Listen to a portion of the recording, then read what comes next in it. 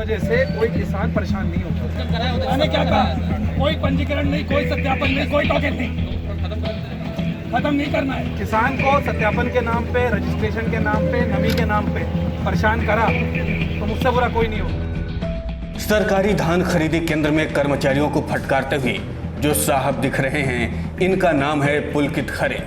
आपको बता दें कि जैसे ही डीएम पुलकित खरे को खबर मिली कि धान खरीदी केंद्र में कर्मचारियों की मनमानी चल रही है, तो डीएम खुद धान खरीदी केंद्रों का निरीक्षण करने पहुंच गए।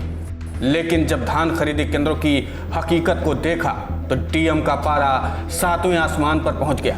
हाँ, हो रही है, बकवास कर रहे हो। मैंने क्या कहा, कोई पंजीकरण नहीं, कोई सत्यापन नहीं, कोई टोकन नहीं, खत्म नहीं करना है, आपको कराना है। यहाँ किसान परेशान हो रहा है, आपके एक भी क्रय केंद्र पहले शेड में नहीं है। क्यों?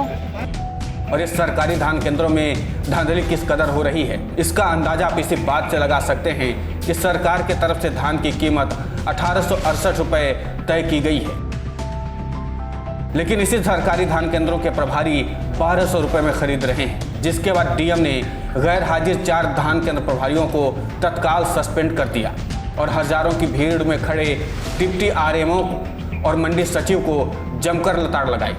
हाँ, हो रही है, बकवास कर रहे हो।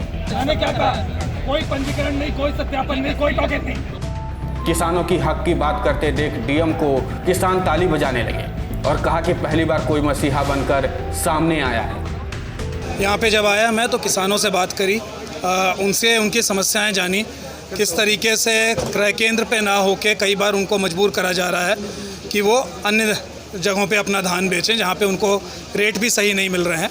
साथ ही साथ कई क्रय केंद्रों पे जो टोकन सिस्टम है उसकी वजह से भी किसान भाइयों को परेशानी हो रही थी। कुछ किसान भाइयों ने बताया कि उनको लंबे समय तक यहाँ खड़े रहना पड़ता है, रात रात यहाँ बितानी पड़ती है और उनके धान का क्रय नहीं हो रहा है। सभी जो प्रभारी यहाँ मौजूद थे उनकी समीक्षा भी यहाँ करी गई, उनको बताया गया, अधिकारियों को भी यहाँ बुलाया गया। मजिस्ट्रेट की विशेष ड्यूटी सिर्फ इस मंडी के लिए लगाई जा रही है, जनपद की अन्य मंडियों पे भी यही व्यवस्था कराई जाएगी। क्रय केंद्र का इलेक्शन के पैटर्न पर नंबर बाहर लिखवाया जाएगा और जितने भी हमारे मंडी के शेड हैं उनमें प्राथमिकता से क्रय केंद्रों को बैठाया जाएगा।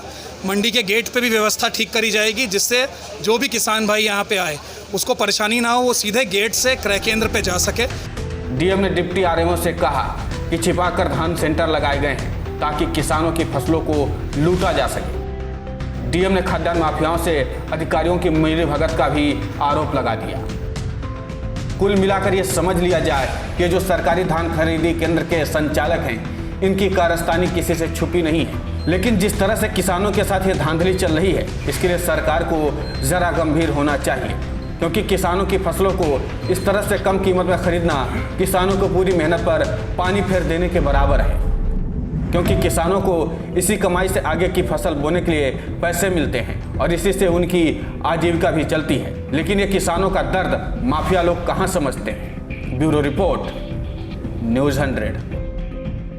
मैंने क्या कहा, कोई पंजीकरण नहीं, कोई सत्यापन नहीं, कोई टोकन नहीं, खत्म नहीं करना है। किसान को सत्यापन के नाम पे, रजिस्ट्रेशन के नाम पे, नमी के नाम पे परेशान करा तो मुझसे बुरा कोई नहीं होगा।